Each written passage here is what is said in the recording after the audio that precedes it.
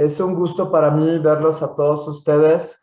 Yo soy Alfredo Covarrubias, soy el director general del Centro Algia para Educación en Salud, Asociación Civil.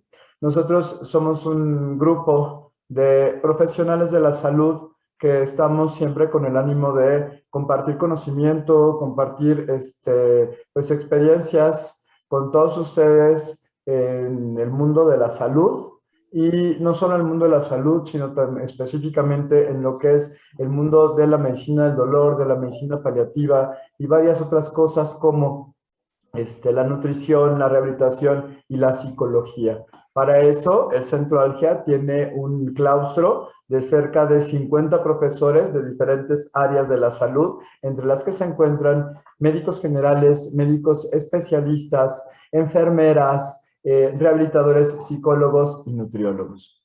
Para mí es un gusto increíble poderles presentarles el día de hoy al doctor Jorge Uriel Báez Vaz. El doctor es profesor del Centro Algia para Educación en Salud y además trabaja pues, en su consulta privada. Sin más preámbulo, les voy a presentar al doctor, al cual ahorita lo voy a poner en le voy a ceder el foco para que todos ustedes lo vean y lo conozcan. Hola, buenas noches, ¿cómo están? Es un gusto para mí tenerlos aquí en esta sesión, que es la sesión mensual del Centro Algia para Educación en Salud. Somos un grupo, como dijo el doctor Alfredo, para tratar de brindar un poquito de lo que sabemos o de lo que tenemos el gusto de compartir con ustedes.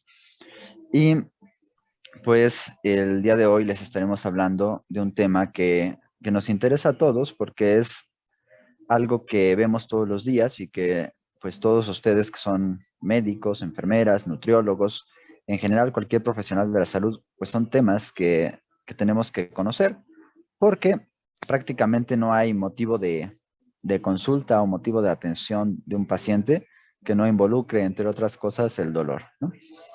Y como mencionaba Alfredo, pues la idea de estas sesiones es integrar también a diferentes áreas. Hoy pues hablaremos un poco de la nutrición en el paciente con dolor. Como mencionó el doctor Covarrubias, soy médico y nutriólogo, entonces hace un tiempo que queríamos pues hablar un poquito de esta mezcla que hay entre la nutrición y el dolor. Entonces, bienvenidos, gracias por estar con nosotros y vamos a comenzar con este pequeño tema. Comenzando por definir un poco qué es el dolor, qué entendemos o qué comprendemos por dolor, de acuerdo a la Asociación Internacional para el Estudio del Dolor, con este cambio o esta reformulación que hubo de la definición de dolor en el 2020, apenas hace 2 años, nos hablan de que el dolor es una experiencia sensorial y emocional desagradable asociada o similar a la asociada con daño tisular real o potencial.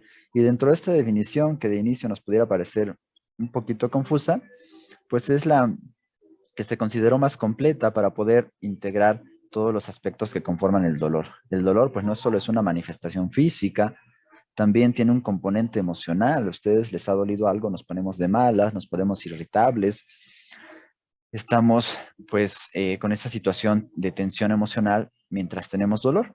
Entonces, les decía, pues, además de ser una experiencia desagradable, por supuesto, está asociada con múltiples patologías o múltiples situaciones clínicas.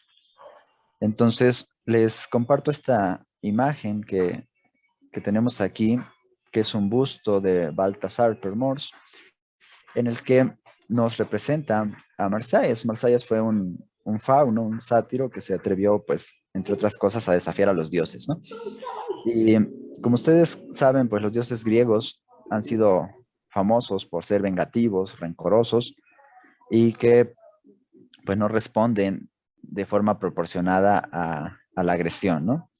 Entonces, pues este hombre, bueno, este fauno fue sentenciado a ser desollado con vida y este busto pues nos refleja en esas expresiones ese dolor tan terrible que pudo sentir una persona al ser al serle retirada la piel aún con vida, ¿no? Hay una frase que me gusta muchísimo de Carlo Vini, que nos dice que solo el dolor es el rey eterno de la tierra. Y todo esto es porque, pues es en parte real, ¿no? Las experiencias emocionales o físicas que vamos acumulando a lo largo de la vida, pues muchas de ellas son dolorosas, ¿no? Entonces, es algo con lo que siempre vamos a enfrentarnos. Y en el contexto clínico, como médicos, como enfermeras, como fisioterapeutas o demás, pues es algo que no vamos a dejar de ver. Otra definición muy básica para entrar un poquito ya en relación, pues es la nutrición, ¿no? ¿Y qué entendemos o qué sabemos por nutrición? Aquel proceso mediante el cual nuestro organismo obtiene, asimila y digiere los nutrientes.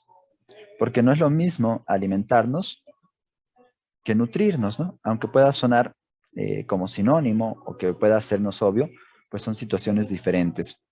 Entonces, para que ustedes puedan hacer o tener una nutrición, deben ser capaces de obtener, asimilar y digerir los nutrientes. Ya, pues desde hace muchos años, desde hace varios siglos, milenios básicamente, se hablaba de esa importancia o esa relación que había entre la enfermedad y la nutrición, ¿no? Hipócrates, que es considerado el padre de la medicina, pues él ya nos decía hace más de 2000 años que permitan a los alimentos que sean su medicina y a la medicina que sea su alimento. Esa forma tan básica de describir la importancia que tiene la nutrición o la alimentación en relación con la salud, ¿no?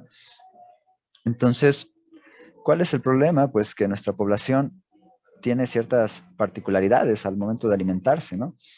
Hemos modificado nuestra alimentación de forma muy particular o muy peculiar, que pues básicamente nos encontramos haciendo esto a la hora del desayuno, ¿no?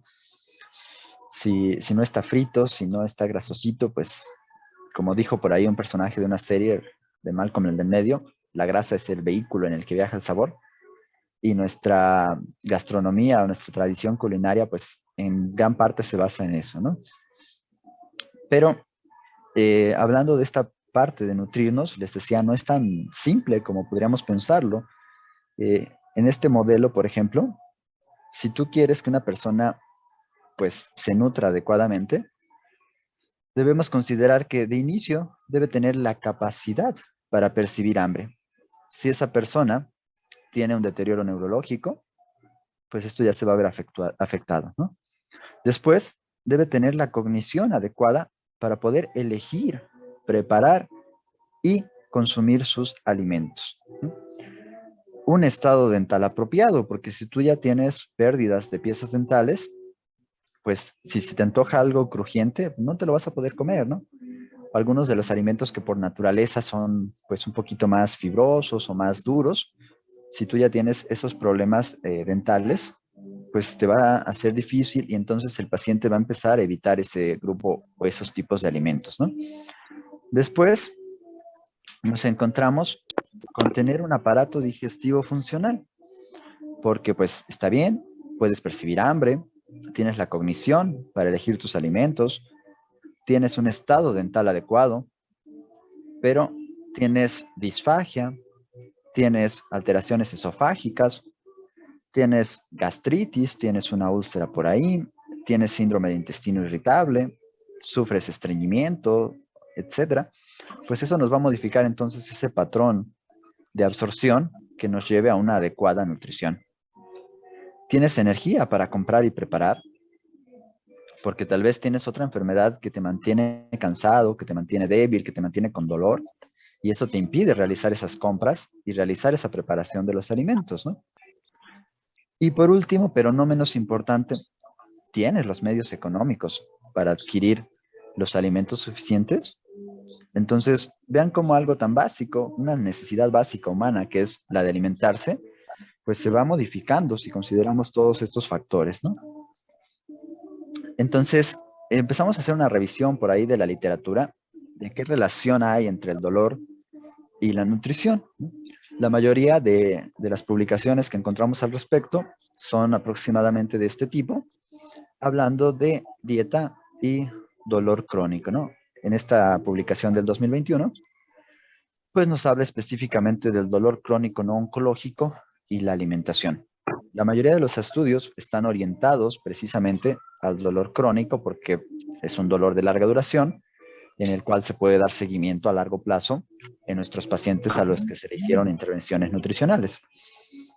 Entonces, vamos a estar hablando gran parte de esta charla acerca del dolor crónico, pero también de algunos síntomas o algunos dolores específicos, ¿no?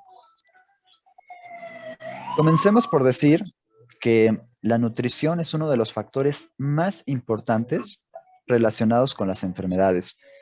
Y pues eso es algo que todo el mundo sabe en la actualidad, ¿no? Cuando nosotros hablamos de diabetes, de hipertensión, de dislipidemias, de enfermedades cardiovasculares o de cualquiera de estas, de inmediato viene a nuestra cabeza que uno de los pilares del tratamiento es la alimentación, ¿no? Si ustedes leen las guías de cualquier cosa, cuando hacemos el diagnóstico de una enfermedad crónica, lo primero que te aparece casi siempre es cambios al estilo de vida, ¿no? Modificaciones en la alimentación y actividad física. Entonces, esto nos muestra qué tan relevante es este aspecto de la nutrición en el tratamiento de las enfermedades, especialmente en las enfermedades crónicas. Y entonces eso nos lleva a preguntarnos, ok, participa en la modulación o en el control de la diabetes, de la obesidad, del sobrepeso, de la hipertensión, de las enfermedades cardiovasculares en general. Entonces, ¿no participará también en el dolor? ¿Qué es lo que ocurre aquí? Bueno, pues estos estudios que se han publicado, como este que señalo aquí abajo, del 2019, nos dice que una alimentación inadecuada o una nutrición deficiente es un factor predictivo, perpetuador y subyacente del dolor. Entonces, ¿qué nos están diciendo con esto? Que si tú tienes una alimentación inadecuada, que si tú tienes la deficiencia de algún nutriente, eso ya es un factor de riesgo para que tú sufras dolor. Es un factor de riesgo para que en aquella persona que ya tiene un dolor crónico, este dolor crónico se perpetúe, es decir, se mantenga ahí por mucho más tiempo. Y es un factor que por sí mismo puede ocasionar o puede ser responsable en parte de la producción o la generación de dolor. Entonces, de la misma forma que le damos importancia a este tema de la nutrición en las enfermedades crónicas, tenemos que empezar también a darle esa importancia en el tratamiento del dolor. ¿Por qué? Porque nuestro modelo de salud, la evaluación dietética de los pacientes es relativamente poco frecuente. Muchos centros de salud, muchas clínicas de primer contacto, etcétera, no cuentan con un profesional de la nutrición. Entonces, se demeritan o se relegan o se dejan aparte esas valoraciones nutricionales.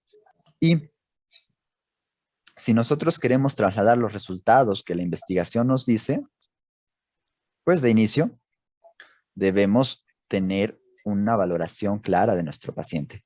Si no conocemos el estado nutricional de nuestro paciente, entonces, ¿cómo podemos hacer las intervenciones alimentarias o las intervenciones dietéticas necesarias?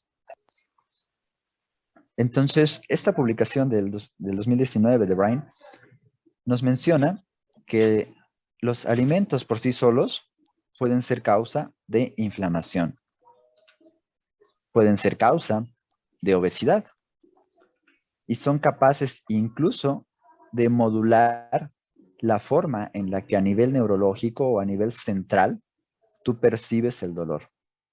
Entonces, este proceso inflamatorio eventualmente te llevará a sufrir dolor. La obesidad, como ustedes saben, el tejido graso pues es metabólicamente muy activo y entre muchas de sus funciones está la de producir hormonas, pero también producir sustancias que resultan ser proinflamatorias. Y por supuesto, esto que está un poquito menos estudiado, el tema de la sensibilización a nivel central de la percepción del dolor modificada por la nutrición o por la alimentación.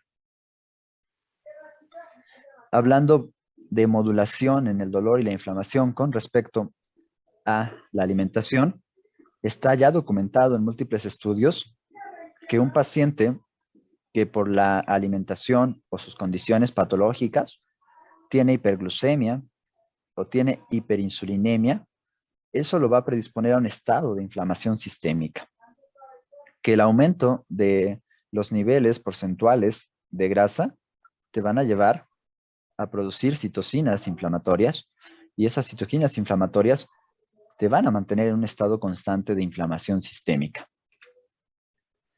Incluso, hablando, por ejemplo, de nutrientes específicos, también está muy documentado eh, esta relación que hay entre los ácidos grasos, entre el omega 6 y el omega 3.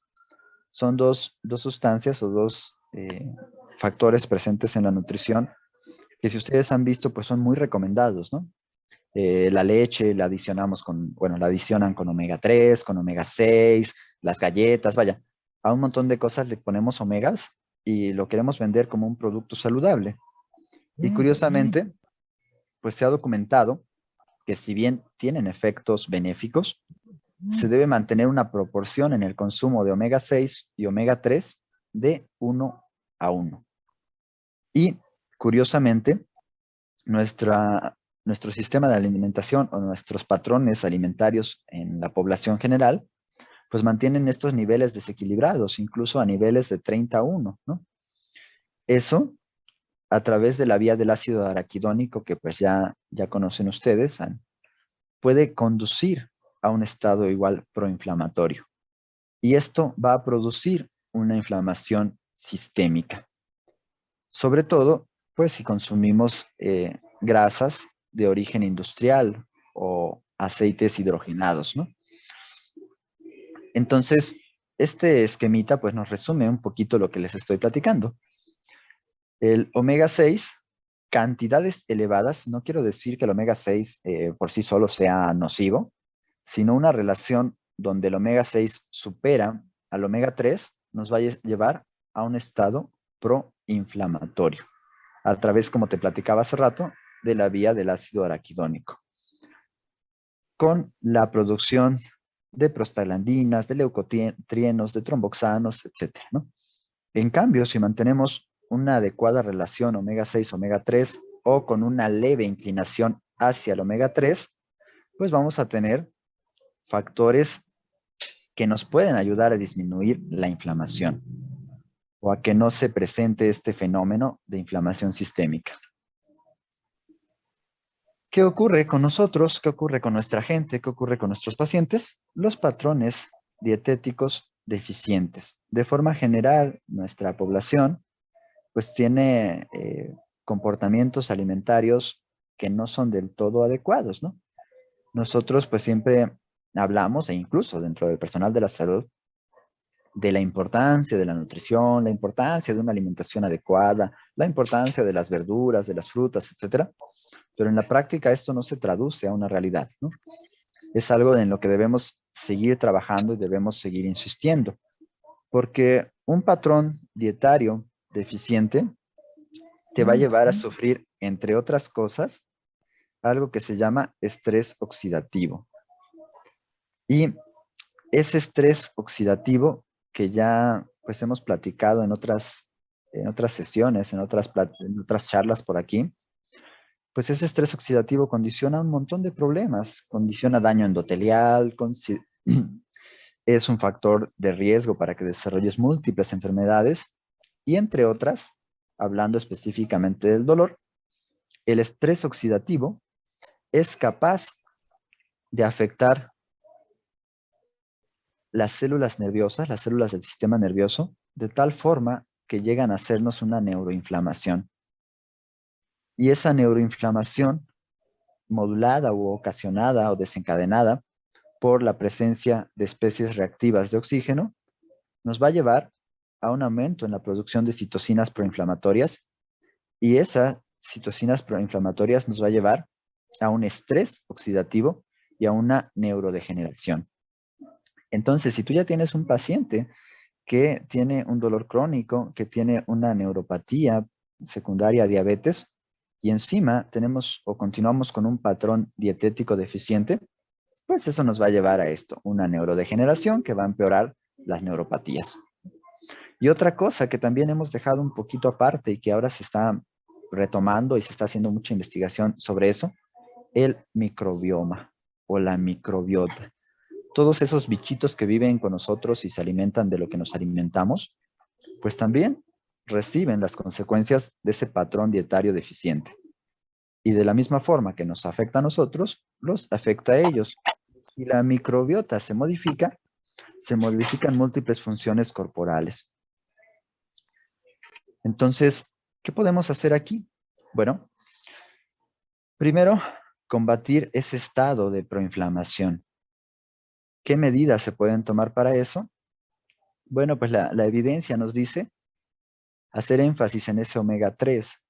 Se ha documentado mediante marcadores séricos, mediante marcadores de laboratorio, que aquellos pacientes que consumen las cantidades adecuadas de omega 3 o incluso suplementados con omega 3 van a presentar niveles de interleucina 6 más bajos que los que no lo hacen, o quienes tienen niveles de omega 6 superiores a los niveles de omega 3.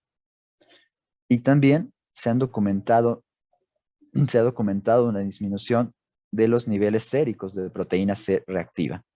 Entonces, con esto nos demuestra en múltiples estudios que la ingesta de este omega 3 en cantidades adecuadas nos puede llevar a un estado de antiinflamación. Otro factor que nos puede ayudar a disminuir o a evitar que se genere esta condición de inflamación sistémica son los probióticos.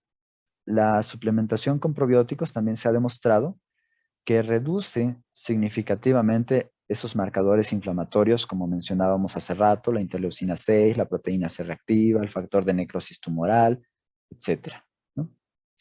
Y otra cosa que también hay que considerar al hablar de alimentación es esto que está bien interesante, que es el eje cerebro-intestino, y que en algunas revisiones de la literatura pues nos habla de un eje cerebro-intestino-piel, ¿no? Para fines de alimentación, nos vamos a quedar aquí en el eje cerebro-intestino.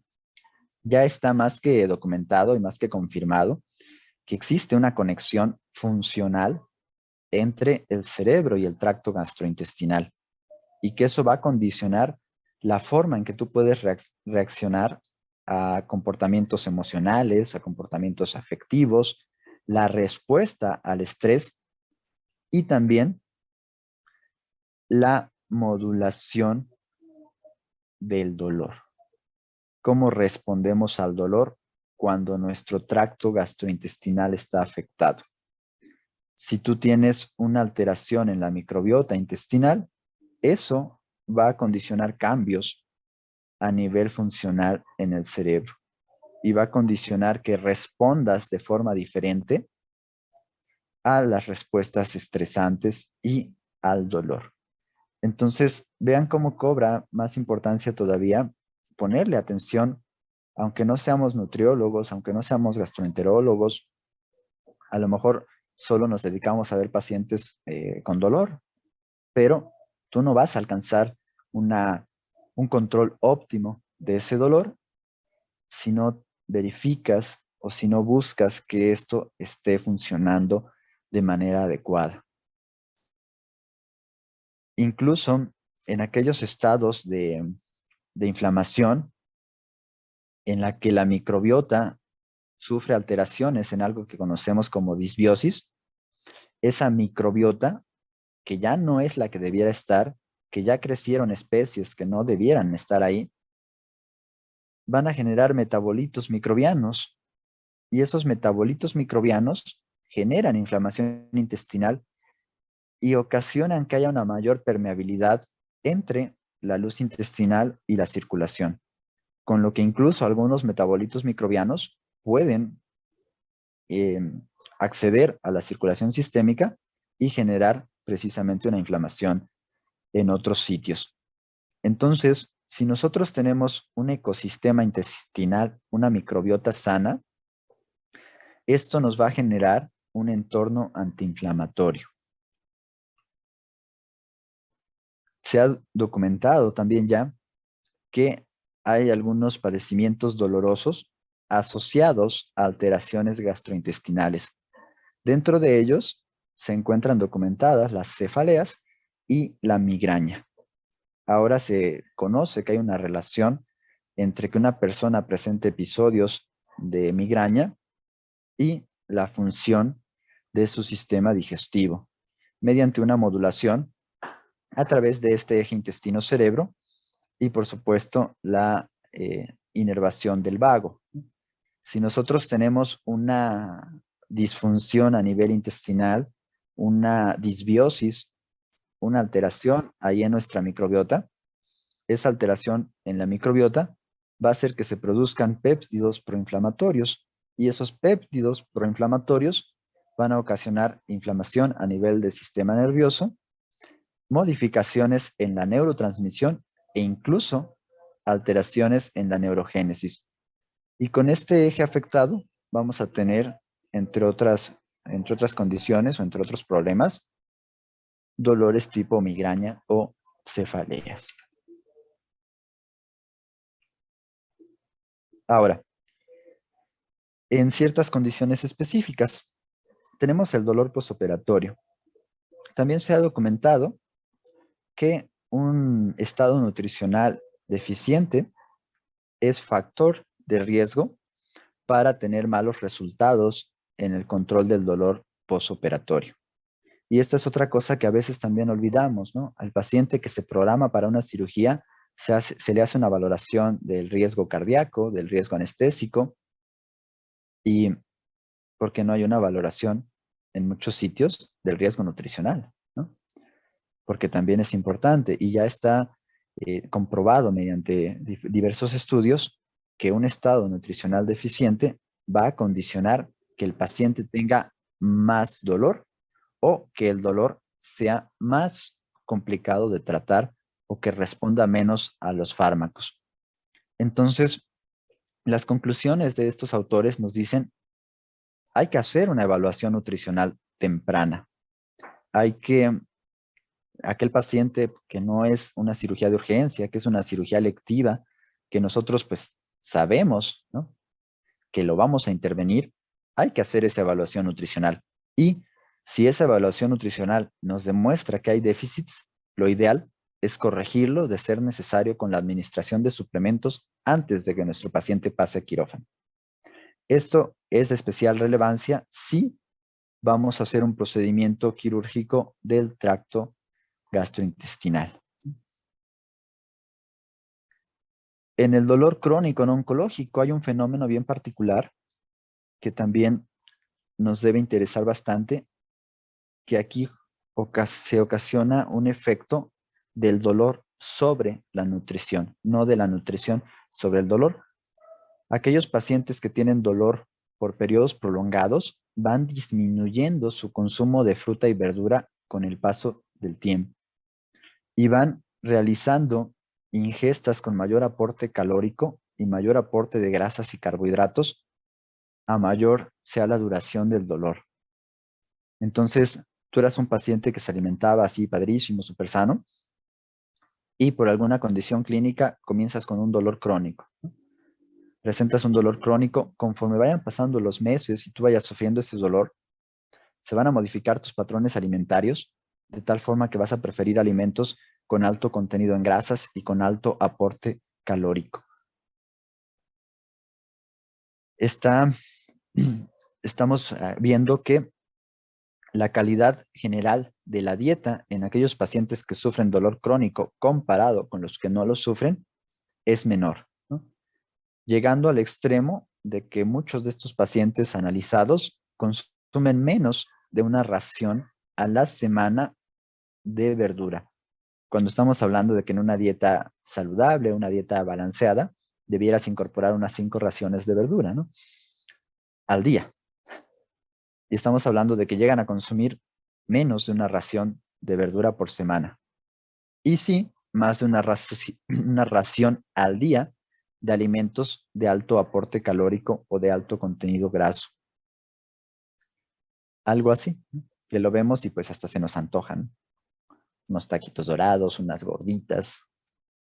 todo frito aquí en un aceite que lleva 6 meses reutilizándose y que ya parece más aceite de motor que aceite de soya o aceite de canola, pero pues va saliendo del metro y qué rico, ¿no? Se antoja.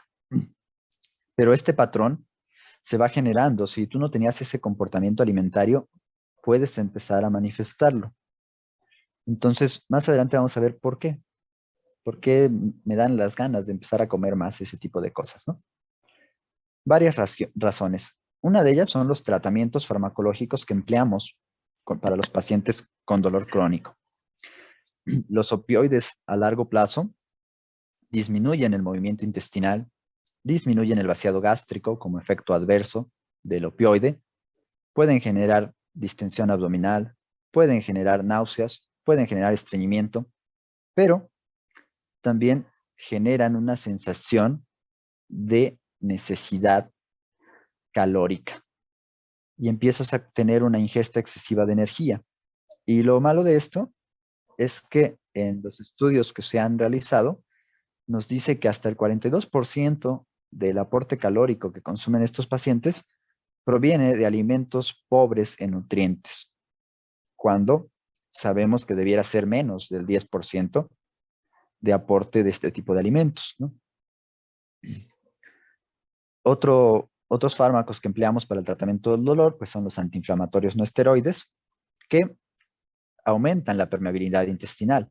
Entonces, si ya te había mencionado hace rato que con la disbiosis, con esta alteración en la microbiota intestinal, aumenta la permeabilidad, y si encima estás consumiendo un fármaco que por sí solo te incrementa esa situación, pues esto nos va a favorecer el estado proinflamatorio.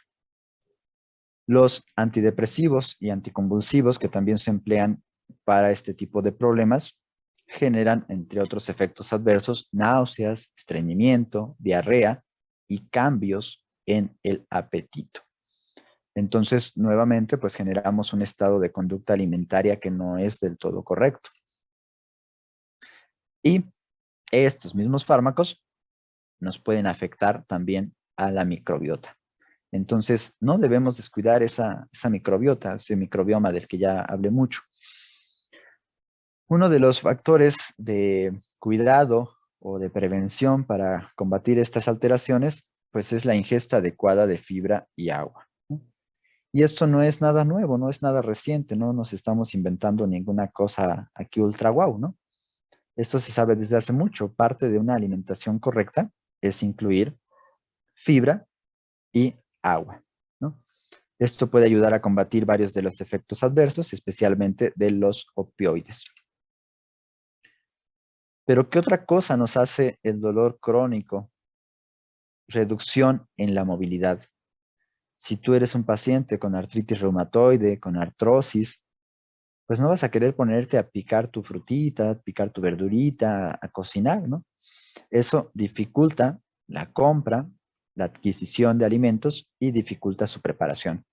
Y nos lleva también a una dieta de baja calidad. Pero, ¿qué más nos ocasiona este dolor crónico? Alteraciones en el patrón del sueño. Y también está descrito que la falta de un sueño reparador hace que te sientas cansado, que te sientas agotado, y uno de los mecanismos para tratar de impedir esa fatiga es llenarte de energía, ¿no? ¿Cuántos de ustedes, no, después de una jornada agotadora, de que dormiste 4 horas nada más y te tienes que ir al trabajo, una coquita de 600 mililitros, ¿no? Para meterte un montón de calorías y despertar? O un Monster o cualquier bebida energética con alto valor calórico, y esto incrementa la ingesta de energía. Y también te dan más ganas de comer grasas y de comer azúcares por esta necesidad energética que ocasiona la falta de sueño. Pero además, ustedes pues saben que hay ciertas hormonas, ciertas sustancias que produce nuestro cuerpo, entre ellas el cortisol, que dependen o tienen un patrón de comportamiento que llamamos circadiano, que está en función de nuestras horas de sueño y nuestras horas de vigilia. Entonces, si tú tienes deterioro en el sueño por un dolor crónico, ya no solo va a ser ese problema del sueño, ahora se va a añadir el problema de la ingesta energética y la situación del deterioro en la regulación hormonal. ¿Qué intervenciones se pueden hacer en estos pacientes? Bueno, se ha probado con diferentes patrones alimentarios, por ejemplo, seguir una dieta ovo-lacto-vegetariana, que ha demostrado que en el dolor musculoesquelético crónico hay una mejora significativa. No así en la artritis reumatoide, no se observó ninguna mejoría comparada con una dieta adecuada o una dieta normal con una dieta ovo-lacto-vegetariana. La dieta vegana, dentro de los grupos de pacientes a los que se ha aprobado, está la fibromialgia y la artritis reumatoide. En la fibromialgia se documentó que después de 3 meses de una dieta vegana, hay una mejoría en esa evaluación visual analógica del dolor en 3 puntos, lo cual es bastante considerable. Y también se documentó que si el paciente suspende esta dieta y regresa a su alimentación omnívora, la mejora que se ve obtenido desaparece. Entonces, nos muestra que hay una relación entre tu alimentación y el dolor por fibromialgia. Y en artritis reumatoide también, los pacientes que siguieron una dieta vegana, se alcanzó una mejora significativa. En aquellos pacientes con sobrepeso, con obesidad, que se inicia una dieta hipocalórica, la reducción de aproximadamente 400 calorías con respecto a la alimentación que estaban llevando de forma habitual, nos ha dado una disminución significativa en el dolor y en el índice de osteoartritis de Womack, después de 6 meses de una alimentación de este tipo.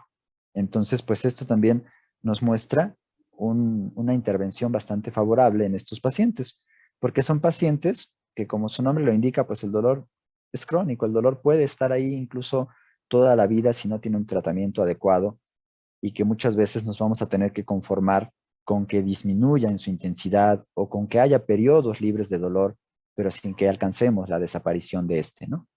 Pero si con la alimentación nos podemos ayudar, pues esto está genial, porque una dieta que sea correcta para nuestro paciente no solo le va a ayudar, en este caso, para fines del dolor, sino que también va a tener un mejor control de su glucosa, si es un paciente diabético, mejor control de sus cifras de presión arterial, una pérdida de peso si tenía sobrepeso o obesidad, que también por sí sola la pérdida de peso pues va a generar una mejoría en el dolor o una mejoría en la función articular, ¿no? La dieta mediterránea, que es otra de las modalidades de alimentación que pues hemos estado escuchando hablar de ellas muchas veces en los últimos años, pues también se ha observado que tiene mejoría en la sintomatología dolorosa en los pacientes con fibromialgia. Los estudios pues, publicados hacen mayor énfasis en este padecimiento, en la fibromialgia. Y nos hablan de que una dieta mediterránea en la que prestemos especial atención al consumo de magnesio e incluso de ser necesario una suplementación para alcanzar 60 miligramos de magnesio y 60 miligramos de triptófano, después de 16 semanas de seguirla, nos va a dar efectos benéficos, no solo sobre la sintomatología dolorosa, sino sobre la fatiga, el procesamiento emocional, la ansiedad y la depresión, que muchas veces acompañan a este padecimiento crónico. En el caso de la osteoartritis, pues se usan muchas cosas, ¿no? Ustedes han visto aquellos pacientes que tienen gonartrosis, que tienen artritis en las manos, en las rodillas, etcétera, donde ustedes gusten, que pues acuden inmediatamente a los suplementos, ¿no? Y dentro de esos suplementos está la diacereína, la vitamina D, la glucosamina con condroitina, y todos ellos, para este padecimiento, no se ha observado que tenga mejoría significativa. No han superado su eficacia sobre el placebo. Y específicamente en el caso de la diacereína, pues ya ni siquiera está recomendada. Actualmente la diacereína en algunos países ya se está recomendando su no empleo, ¿no? En, en otras condiciones específicas, como es la dismenorrea, pues se han estudiado diferentes compuestos. Las personas con dismenorrea usan tés de manzanilla, de canela, de hojas de guayaba, etcétera. Y pues esto nos dice que hace falta evidencia, hace falta todavía más estudios. En algunas personas se mostró una mejoría en el dolor, en otras no, por lo tanto no es concluyente para recomendarlos o para no recomendarlos. Algo bien simpático que me encontré es algo que han llamado dolor por home office, el trabajo en casa que estuvimos haciendo muchos de nosotros por la pandemia, pues genera molestias por los tiempos prolongados que pasas frente a una computadora, en una silla, en una posición o en una postura inadecuada, perdón. Si pasas varias horas en esa posición, eso se asoció con la presencia de dolor crónico de cuello, de hombros, de antebrazos y muñecas por estar ahí tecleando todo el día. Y documentaron en este estudio bastante simpático que el consumo de café antes de iniciar tus actividades frente al monitor genera una disminución significativa de la presencia de dolor. Entonces, pues es otra razón más para tomar tu cafecito antes de iniciar tus actividades. Y como algunos me conocen, que saben que estoy un poco sesgado con el asunto de café, pues les pongo esta imagencita, no lo digo yo, lo dice la ciencia, está documentado.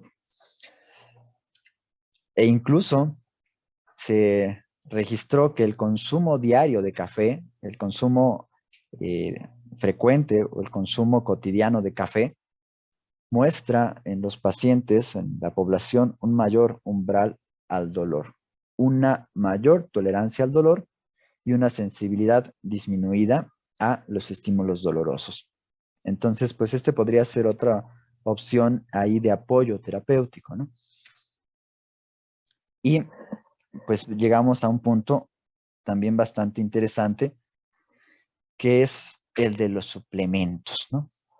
Oiga, doctor, oiga, me dijeron que me tome el cartílago de tiburón, ¿no?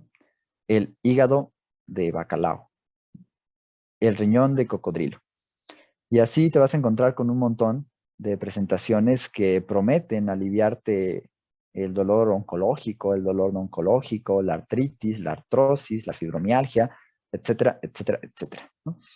Y este estudio que hicieron en la población estadounidense en el 2019 nos muestra unas cifras que son pues igual de preocupantes que las nuestras en nuestro país, ¿no?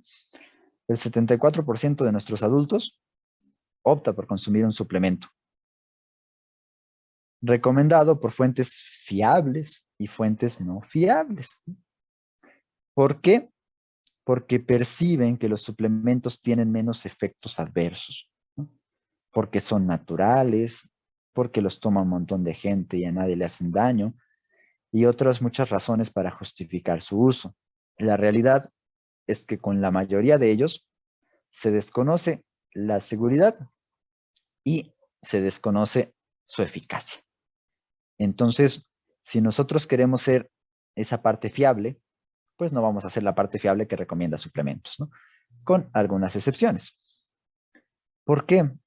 Porque pueden incluso contener toxinas, ¿no?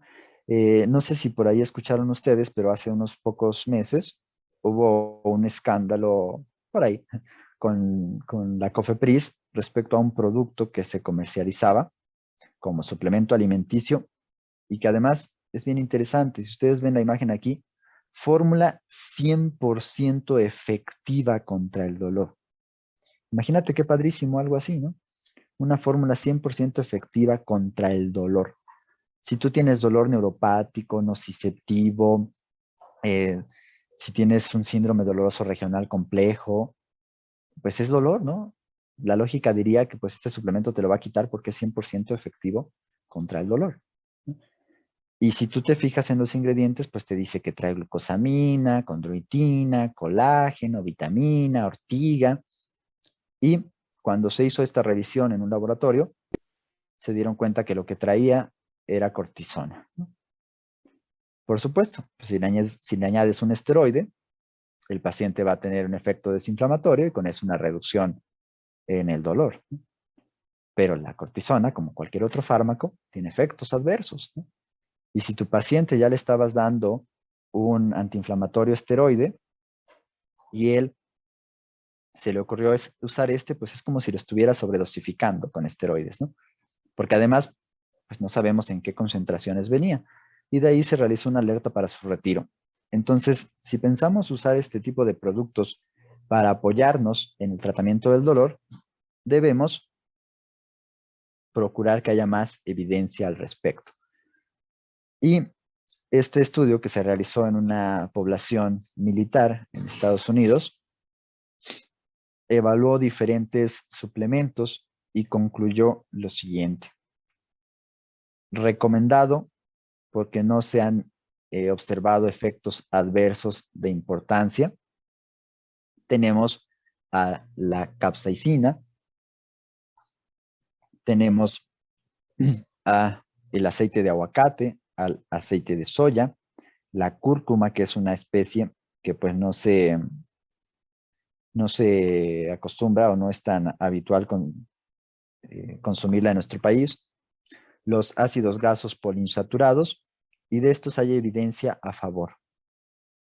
No recomendado porque no se ha demostrado que tengan un beneficio que supere al placebo o que no tengan efectos adversos de importancia, se encuentra el jengibre, el escaramujo y la boswellia. El escaramujo es como el botón, esa bolita que dejan las rosas cuando terminan de florecer. No sé si la han visto, bueno, ese es el escaramujo. Y en muchos lugares se consume como auxiliar en el tratamiento del dolor. Entonces no se ha demostrado que tenga un efecto realmente útil o que no dé efectos adversos de importancia. Por lo tanto, no está recomendado. La boswellia, por tanto, pues también es otra plantita. Y definitivamente en contra, el extracto de corteza de sauce, que como saben, pues es de donde se sintetizó, de donde podemos obtener el ácido acetil salicílico. Entonces, no está recomendado. No sabes qué concentraciones va a traer. El pino marino, que es otra planta que también se usa mucho, la garra del diablo, el colágeno y la creatina no tienen ninguna indicación y esta evidencia nos dice que debemos estar en contra de su uso o de su recomendación. Entonces, ya para terminar, pues nos vamos a quedar con algunas recomendaciones para los clínicos, ya sean nutriólogos, fisioterapeutas, compañeras de enfermería, médicos, etcétera. Y esas recomendaciones nos dicen que de inicio hay que hacer una valoración dietética de nuestros pacientes y que si no nos consideramos pues con la habilidad o con los conocimientos necesarios para hacerla, pues debemos pedir ayuda a un servicio de nutrición, ¿no? Hay que hablar con un nutriólogo para que nos haga esa evaluación dietética de los pacientes. Hay que colaborar en estrecha cercanía con nuestros nutriólogos. Hay que hacer filtros dietéticos para saber quiénes de nuestros pacientes tienen riesgo nutricional, quiénes ya están en malnutrición, quiénes tienen sobrepeso o obesidad, porque todo eso va a influir en el tratamiento del dolor. Hay que procurar optimizar la calidad de la dieta y basta conseguir las directrices nacionales. Si ustedes recuerdan, pues tenemos por ahí una norma oficial mexicana para hablar del plato del bien comer y para hablar de las cantidades de alimentos que puedes usar de forma proporcional en tu comida diaria, ¿no? Entonces, basta conseguir algunas de esas recomendaciones para tener una dieta, pues, de cierta forma óptima, ¿no? Preferir los fitonutrientes, aquellos nutrientes provenientes de las plantas, de las verduras, que se ha demostrado que tienen también algunos efectos benéficos para nuestra salud. Los ácidos grasos de cadena larga, la fibra y el agua. Con respecto al alcohol, por ejemplo, si bien el resveratrol, que pues precisamente es un fitonutriente dentro de los llamados alimentos o nutrientes funcionales, el resveratrol presente en el vino tinto puede reducir la intensidad del dolor. Pero el consumo de alcohol, que no sea vino tinto, puede desregular nuestras vías inhibitorias descendentes a nivel neurológico y provocar hiperalgesia. Entonces, aquel paciente que ya tiene una neuropatía y que a eso le agrega un consumo de alcohol, pues es más fácil que se nos complique con esta situación de la hiperalgesia. Que debemos centrarnos en la mayoría de los padecimientos dolorosos en reducir la inflamación mediante las modificaciones alimentarias que mencioné hace rato. Y en general, optimizar la calidad de la dieta. La nutrición, por supuesto, no es lo único. Tenemos que hacer uso de la fisioterapia, de los fármacos muchas veces, de psicoterapia, incluso de un montón de adyuvantes para el tratamiento de estas personas. Pero, si bien no es lo único, tiene importante influencia directa e indirecta en el tratamiento del dolor. Entonces, pues no hay forma de que la olvidemos o que la dejemos de lado. Para aquellos que no son nutriólogos, que nos encontramos como médicos de primer contacto o de cualquier especialidad, pues hay que seguir defendiendo la integración precisamente de nuestros compañeros nutriólogos en el tratamiento del dolor a nivel local, nacional, internacional, mediante las diferentes instituciones como lo es el Centro Algia para Educación en Salud, como es la Asociación Mexicana para el Estudio del Tratamiento del Dolor, etc. Hay que promover que se incluya pues más personal de nutrición en nuestro manejo integral de los pacientes con dolor. Y pues eso es todo por mi parte. Muchas gracias por escucharme. Y le regreso el micrófono al doctor Alfredo Covarrubias.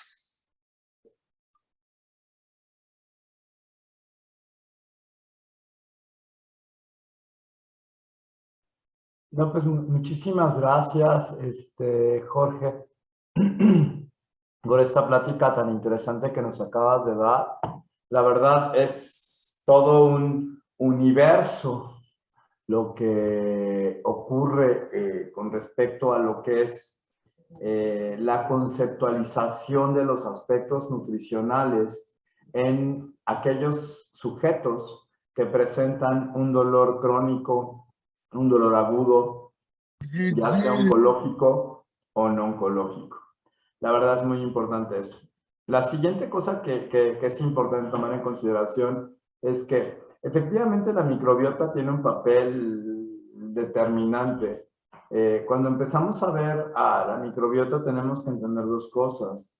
La primera cosa es de que hay una amplia gama de microorganismos que se encuentran en el tracto intestinal, ya sea a nivel de estómago, a nivel de intestino delgado, intestino grueso, a nivel de la boca, a nivel de esófago.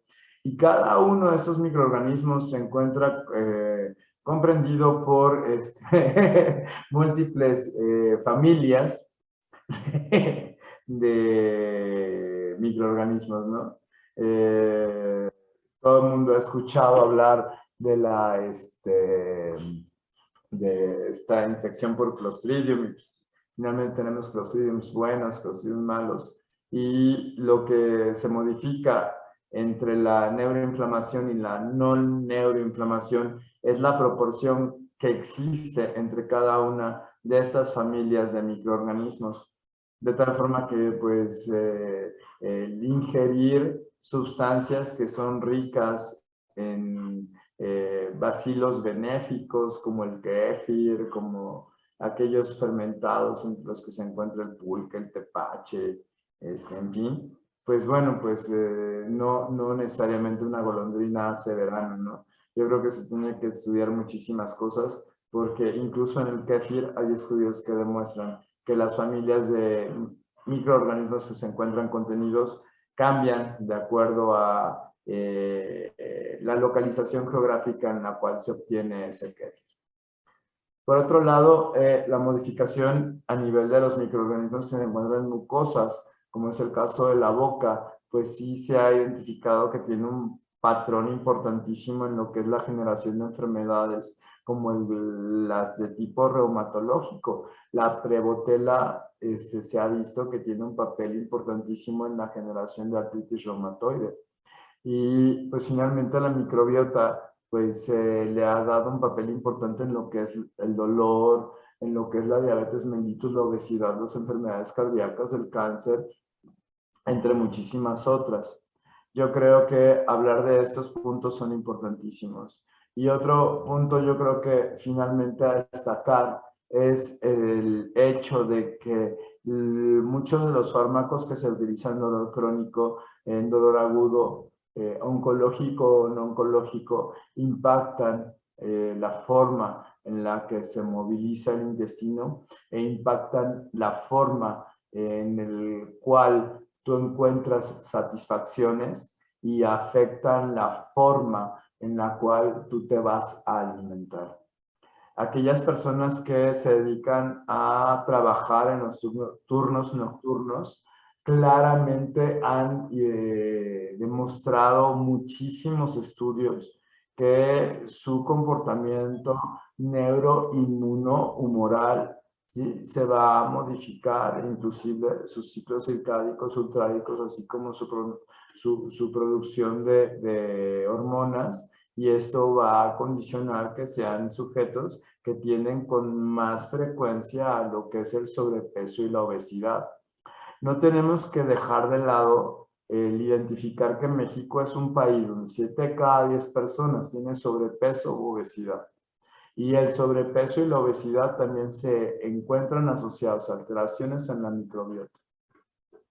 De igual forma, el hecho en que las personas tengan sobrepeso u obesidad va a modificar la presencia de dolor, como ya bien lo dejó claro el doctor Báez.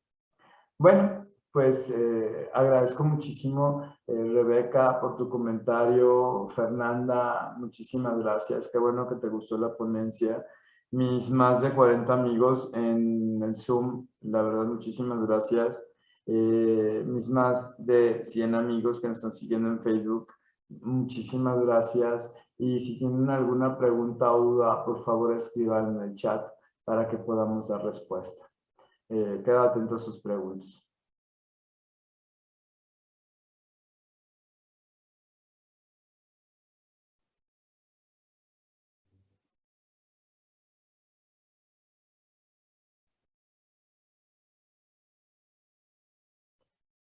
Pues si no existe ninguna pregunta, la verdad, Jorge, muchísimas gracias. No sé si tengas algún comentario final. Ya se fue a comer. No, Alfredo, al contrario, muchas gracias a ustedes por darme este espacio, por seguir pues trabajando en conjunto. Tal vez muchos ya te conocen, Alfredo, otros no, pero el doctor Alfredo Covarrubias también decidió formarse en nutrición, además de sus cientos o miles de formaciones que ya había acumulado, para precisamente tratar de hacer un poquito más en esta área que a veces olvidamos, ¿no? Simplemente ustedes comparen el número de nutriólogos que hay para atender un hospital y se van a dar cuenta que es por mucho deficiente. Y esto genera alarma porque si en todas las enfermedades, desde que tú entraste a la facultad de medicina o a la escuela de enfermería o a donde sea que te hayas formado, prácticamente no hay una enfermedad en la que no te digan que el paciente tiene que hacer modificaciones alimentarias, ¿no? Y si el paciente tiene que hacer modificaciones alimentarias y nosotros no sabemos prescribirlas, pues ¿a dónde tiene que ir? Con un nutriólogo, ¿no? Entonces debemos generar, pues, con mayor entusiasmo esa participación de los profesionales de la nutrición, que algunos de ellos pues, nos acompañaron aquí hoy, y les agradezco muchísimo su presencia.